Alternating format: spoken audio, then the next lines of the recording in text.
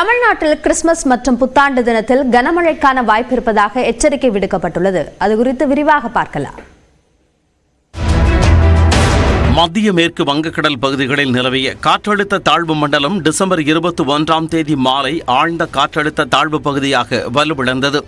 தொடர்ந்து ஆழ்ந்த காற்றழுத்த தாழ்வு பகுதியாக அதே பகுதியில் நிலவி வந்த நிலையில் தென்மேற்கு திசையில் நகர்ந்து நாளை தென்மேற்கு வங்கக்கடல் பகுதியை ஒட்டிய வட தமிழக மற்றும் தெற்கு ஆந்திர கடலோர பகுதிகளை நோக்கி நகரக்கூடும் என வானிலை ஆய்வு மையம் கணித்துள்ளது.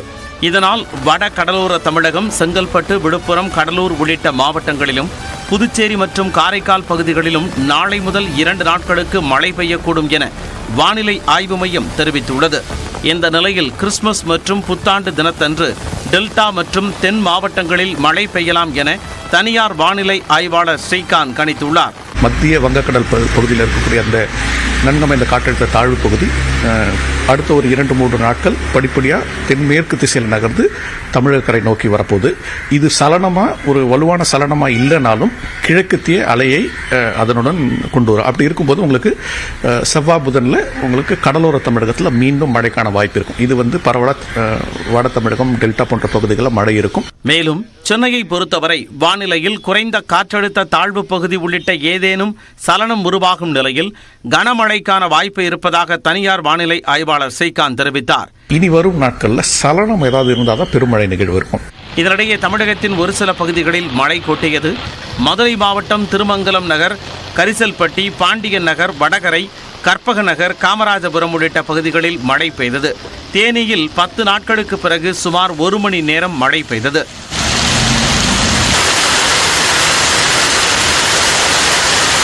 (2026) சட்டமன்ற தேர்தலில் திமுக கூட்டணி சரித்திர வெற்றி பெறும் என்று முதலமைச்சர் மு.க. ஸ்டாலின் நம்பிக்கை தெரிவித்துள்ளார். திராவிட முன்னேற்றக் கழகத்தின் தலைமை செயற்குழு கூட்டம் அண்ணா அறிவாலயத்தில் நடைபெற்றது. கூட்டத்தில் உரையாற்றிய திமுக தலைவரும் முதலமைச்சருமான மு.க. ஸ்டாலின் திராவிட மாடல் ஆட்சியின் சாதனைகளை பட்டியலிட்டதுடன் 2026 சட்டமன்ற தேர்தல் இலக்கு குறித்தும் எடுத்துரைத்தார். சட்டமன்ற தேர்தல் காலத்தை நாம் எதிர்நோக்கி இன்னும் 1.5 ஆண்டு காலத்தில் சந்திக்க போகிறோம். 7வது முறை ஆட்சி அமைக்கணும் என்பதுதான் நம்முடைய இலக்கு. சட்டமன்ற தேர்தலில் 200 தொகுதிகளில் நம்முடைய கூட்டணி வெல்லும். என்னுடைய இந்த நம்பிக்கைக்கு ஆணிவேர் தான் நீங்க. திமுகவின் கொள்கை கூட்டணிக்கு எதிராக பலரும் அரசியல் கணக்கு போடுவதாக கூறிய முதலமைச்சர் வெற்றி திமுக கூட்டணி வசம்தான் என்று நம்பிக்கையை வெளிப்படுத்தினார். இந்த கொள்கை கூட்டணிக்கு எதிராக பலரும் அரசியல் கணக்கு போடுறாங்க. நான் உறுதியாக சொல்றேன், நம்ம கொள்கை கூட்டணிக்கு எதிராக அவங்க போடுகிற கணக்கெல்லாம் தப்பு கணக்குகளாகத்தான் ஆகும். வெற்றி கணக்கு நம்ம கூட்டணிக்கு தான். நம்ம எதிர்க்கிற எதிர்கட்சிகள்லாம் வாக்குகளை பிரிக்க தனித்தனியாக வந்தாலும் சரி, மொத்தமாக சேர்ந்து வந்தாலும் சரி, 2026 திமுக கூட்டணி தான் வெற்றி பெறும். கடந்த நாடாளுமன்ற தேர்தலில் அதிமுக வாக்கு சதவீதம் 1 விழுக்காடு உயர்ந்திருப்பதாக எதிர்க்கட்சித் தலைவர் எடப்பாடி பழனிசாமி காற்றில் கணக்கு போட்டு கற்பனையில் கோட்டை கட்டுவதாக முதலமைச்சர் மு.க. ஸ்டாலின் விமர்சித்தார். எதிர்க்கட்சித் தலைவர் பழனிசாமி என்ன பேசுறாரு? 1% வாக்கு கணக்கு சொல்லிக்கிட்டு இருக்காரு. இப்போ அம்மையார் ஜெயலலிதா சொத்துக்குப்பு வழக்கில் திருவாளர் குமாரசாமி போட்ட கணக்கை மிஞ்சுகிற மாதிரி அது இருக்கு. 2019 சராசரியா ஒரு தொகுதிக்கு 4.16 லட்சம் வாக்குகள் வாங்கின அதிமுக 2024 வெறும் 2.61 லட்சம் வாக்குகளை தான் வாங்கியிருக்கு.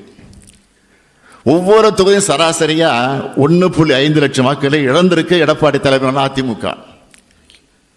இப்படி மக்களால் நிராகரிக்கப்பட்டு ஓரங்கட்டப்பட்ட பழனிசாமி அதிமுக தொண்டர்களுக்கு சாதாரண கூட்டுறவு கணக்கே தெரியாதுன்னு நம்பி பொய் கணக்கை அவிழ்த்து விட்டிருக்கிறார். அவர் சொன்ன கணக்கு அடிப்படை அறிவுள்ள அதிமுக நிச்சயமாக கேட்டு ஒத்துக்க மாட்டாங்க, சிரிச்சுக்கிட்டு இருக்காங்க. அம்பேத்கரை கொச்சைப்படுத்திய அமித்ஷாவை எடப்பாடி பழனிசாமி கண்டிக்காதது ஏன் என்றும் அவர் வினவினார். கோழைச்சாமியான இருக்கக்கூடிய பழனிசாமி டங்ஸ்டன் சுரங்க அனுமதிக்கு எதிராக பாஜகவை கண்டிச்சாரா? புரட்சியாளர் அம்பேத்கரை கொச்சைப்படுத்தின ஒன்றிய அமைச்சர் அமித்ஷாவுக்கு எதிராக கீச்சு குறையில்லாத கத்தினாரா? பிரதமரை எதிர்த்து பேசுற துணி அவருக்கு இருக்கா? கிடையாது. யார் ஆட்சிக்கு வர வேண்டும் என்று சொல்லுகிற அதே நேரத்தில் யார் வரக்கூடாது என்பதை மக்களுக்கு புரிய வைக்க வேண்டும் என்றும் திமுகவினரை முதலமைச்சர் கேட்டுக்கொண்டார். வெல்வோம் 200 படைப்போம் வரலாறு என்ற முழக்கத்தை கூறி தனது உரையை முதலமைச்சர் மு.க. ஸ்டாலின் நிறைவு செய்தார்.